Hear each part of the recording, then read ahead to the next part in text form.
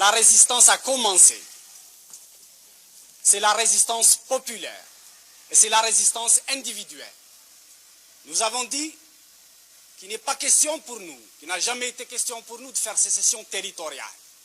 Ce qui nous importe, ce n'est pas de défendre des bâtiments, mais de faire en sorte que les troupes de Boumediene, qui se comportent en troupes d'occupation, n'aient aucun répit. La stratégie militaire que nous avons arrêtée, il n'est pas question de la dévoiler, mais elle est fondée sur la défense en profondeur. Elle est fondée sur la guérilla. Les troupes de Boumediene ont été harcelées sans répit par les nôtres. Maintenant, il vous appartient à vous, à nous tous, de continuer la résistance.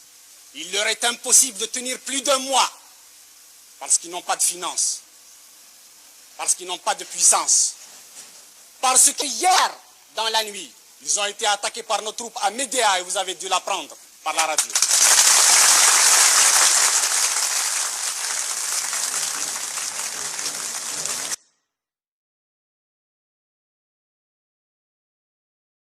Du colonel Boumediene, le colonel Boumediene, ce que je peux dire de lui, c'est un petit intellectuel venant de la mosquée du Caire.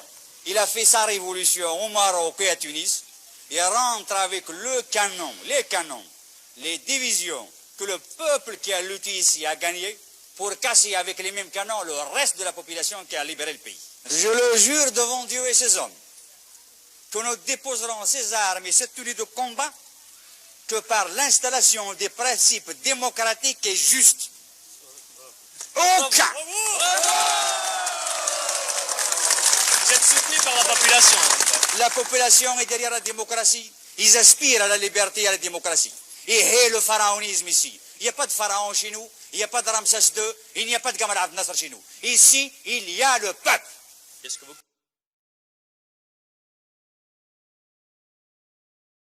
Mon colonel, vous avez fait 7 ans de guerre. Vous êtes prête à recommencer? Oui, j'ai fait 8 ans de guerre contre le colonialisme. Si le gouvernement algérien décide à remplacer le colonialisme, je suis prêt à faire face. Des moudjahidines, des militants, après avoir lutté pendant 8 ans, se trouvent actuellement sans logement, sans pension, sans travail. Et beaucoup d'eux se trouvent dans des prisons. Je ne veux pas faire couler du sang entre Algériens. Je l'ai évité déjà. Ce qui vous a coûté vos galons. Mes galons, ce n'est pas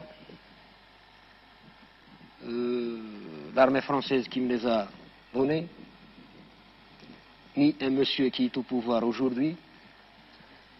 Mes galons m'ont été donnés par les moudjahidines qui, la plupart, ne se retrouvent pas parmi nous aujourd'hui. Je les ai gagnés au combat révolutionnaire, à la lutte de libération nationale.